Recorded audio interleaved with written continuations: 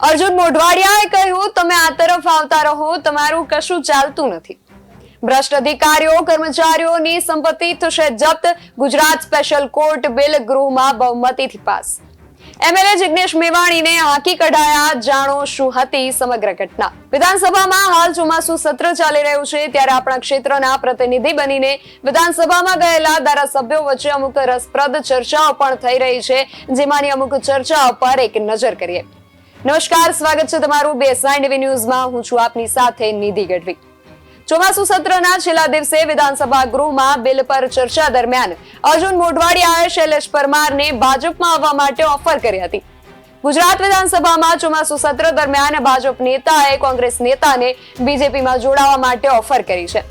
આજે ચોમાસુ સત્રના છેલ્લા દિવસે વિધાનસભા ગૃહમાં બિલ પર ચર્ચા ચાલી રહી હતી. આ દરમિયાન અર્જુન મોઢવાડિયાએ શૈલેષ પરમારને ભાજપમાં આવવા માટે ઓફર કરી હતી. મહત્વનું છે કે શૈલેષ પરમારે રંગાબિલ્લાનું શું હતું તેમ કહેતા અર્જુન મોઢવાડિયાએ આ જવાબ આપ્યો હતો.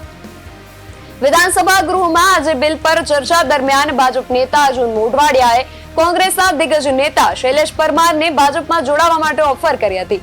અર્જુન મોઢવાડિયાએ શૈલેષ પરમારને કહ્યું કે તમે ટીકા કરી રહ્યા છો, તમને ધન્યવાદ, હું તો છૂટ્યો. આ સાથે કહ્યું કે તમારું ને મારું કશું ચાલતું ન હતું અને હજુ પણ તમારું કંઈ ચાલતું નથી. અર્જુન મોઢવાડિયાએ શૈલેષ પરમારને કહ્યું કે ત્યાં પરસેવાની કિંમત નથી, ત્યાં ઉપરથી આવે એ જ કરવું પડે છે, તમે પણ આ તરફ આવતા રહો. આ સાથે વિધાનસભામાં અન્ય એક મહત્વપૂર્ણ કામગીરી કરવામાં આવી હતી. ગુજરાત વિધાનસભામાં ગુજરાત સ્પેશિયલ કોર્ટ બિલ બહુમતીથી પસાર કરાયું હતું. ભ્રષ્ટાચાર સામે લડત ચલાવવા માટે આ વિધેયક મહત્વપૂર્ણ સાબિત થશે. ગુજરાત વિધાનસભાના ચોમાસા સત્રનો આજે અંતિમ દિવસ છે, ત્યારે ગૃહમાં ગુજરાત સ્પેશિયલ કોર્ટ બિલ બહુમતીથી પસાર કરાયું છે. ભ્રષ્ટાચાર સામે લડત ચલાવવા માટે આ વિધેયક મહત્વપૂર્ણ સાબિત થશે. ભ્રષ્ટાચાર બાબતે ગુજરાત સ્પેશિયલ કોર્ટ બિલ પર ચર્ચા દરમિયાન ગૃહમંત્રી હર્ષ સંઘવીએ જણાવ્યું હતું કે કળિયુગના દાનવોના નાશ માટેનો આ કાયદો મહત્વનો છે. બિલના સમાચાર સાંભળી અને ગુનેગારોમાં દ્વારકાધીશના સુદર્શન ચક્ર અને મહાદેવના ત્રિશુલથી ભય પેદા થાય તેવો ભય પેદા થયો છે. અત્રે જણાવીએ કે 3 વર્ષથી વધુની સજાવાળા ગુનામાં આ કાયદા દ્વારા કાર્યવાહી થશે.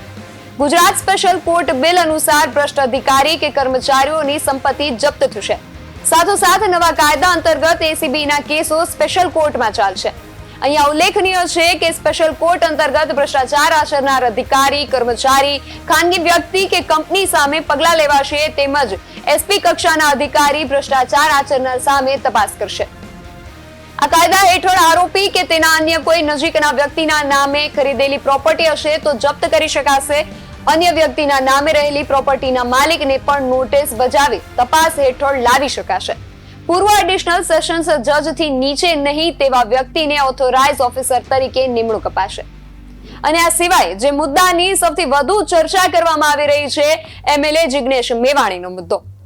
વિધાનસભા ગૃહમાં એવો કયો મુદ્દો ઉછળ્યો કે એમએલએ જિગ્નેશ મેવાણીને હાંકી કઢાયા, તેની વિગત મેળવીએ તો ગુજરાત વિધાનસભાના 3 દિવસીય સત્રનો આજે છેલ્લો દિવસ હતો, ત્યારે વિધાનસભામાં ભારે હોબાળો થયો અને અધ્યક્ષે વડગામના ધારાસભ્ય જિગ્નેશ મેવાણીને ગૃહની બહાર કાઢ્યા હતા.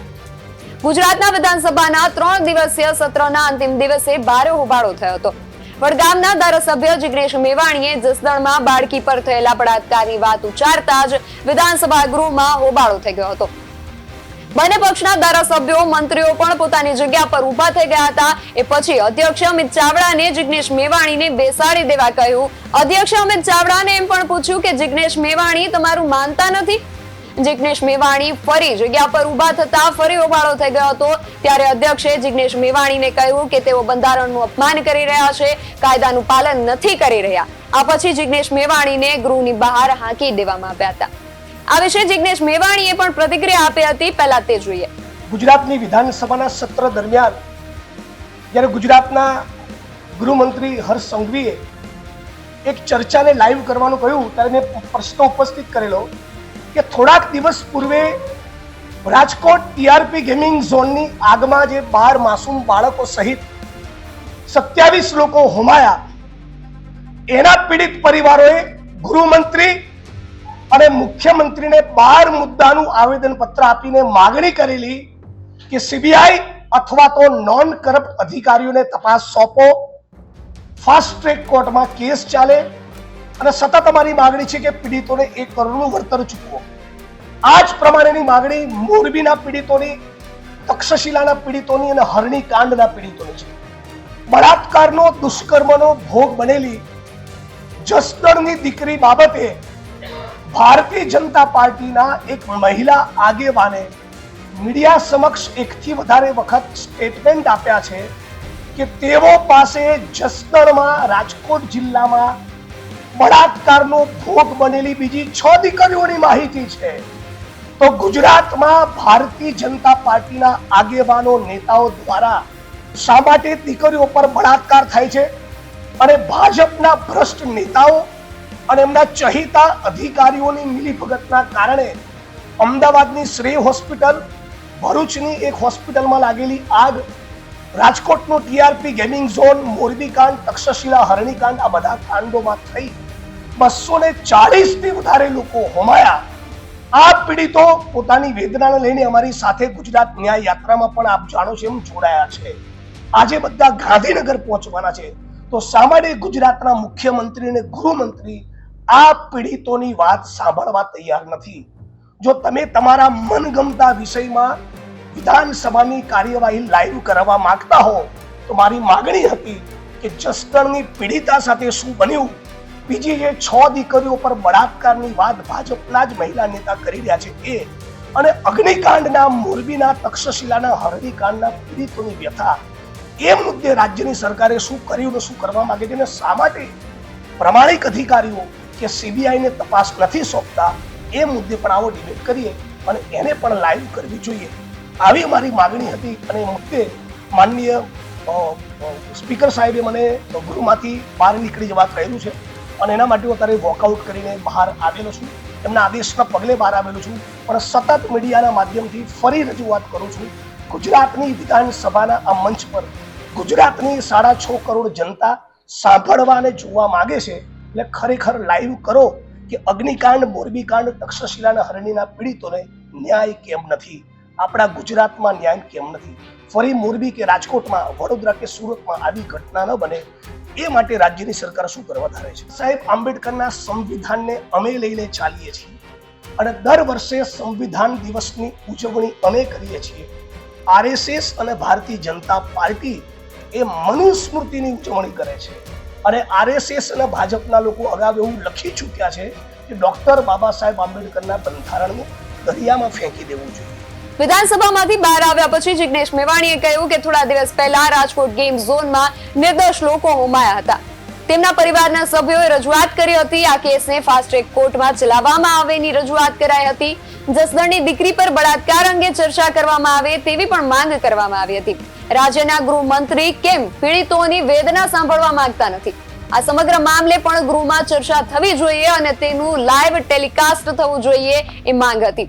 ત્યારે જિગ્નેશ મેવાણીના વલણ પર ધારાસભ્ય રમણલાલ વોરાએ પ્રતિક્રિયા આપતા જણાવ્યું હતું કે જિગ્નેશ મેવાણી સદનમાં અને બહાર મીડિયાનું ધ્યાન દોરવા આવી પ્રવૃત્તિઓ કરે છે. જિગ્નેશ મેવાણી અને કોંગ્રેસને સ્નાન સૂતકનો પણ સંબંધ નથી. જિગ્નેશ મેવાણી ગૃહમાં અને બહાર મીડિયાનું ધ્યાન દોરવા રાજકારણ કરે છે. તેમણે જિગ્નેશ મેવાણી પર બાબા સાહેબ આંબેડકરનું અપમાન કરવાનો પણ આરોપ લગાવ્યો હતો. તેમણે કહ્યું કે વેલમાં 2 વાર ધસી આવવું યોગ્ય નથી. બંધારણના નિયમ મુજબ જિગ્નેશ મેવાણી સામે પગલાં લેવા જોઈએ. જિગ્નેશ મેવાણી ગૃહ બહાર ઉશ્કેરણીજનક ભાષણ કરે છે તેવું વર્તન ગૃહમાં ન ચાલે. તો ધારાસભ્ય જીતુ વાઘાણીએ પણ જિગ્નેશ મેવાણી પર આરોપ લગાવતા કહ્યું હતું કે જિગ્નેશ મેવાણી મારામારી કરવા આવ્યા હોય તેવું વર્તન કર્યું છે. આ ઘટનાક્રમમાં કોંગ્રેસની માનસિકતા છતી થાય છે. કોંગ્રેસના નેતાઓએ જિગ્નેશ મેવાણીને રોક્યા પણ નહીં. જિગ્નેશ મેવાણીએ ગૃહના અધ્યક્ષનું અપમાન કર્યાનો આરોપ પણ લગાવવામાં આવ્યો છે. વિધાનસભા ગૃહમાં આવી અનેક રસપ્રદ ચર્ચાઓ થઈ હતી અને થતી રહેશે. આ પ્રકારની તમામ જરૂરી માહિતી મેળવવા માટે જોડાયેલા રહો BSI ન્યૂઝ સાથે. તમે મારી YouTube ચેનલને સબસ્ક્રાઇબ કરવાનું અને અમને Facebook અને Instagram પર ફોલો કરવાનું ભૂલશો નહીં.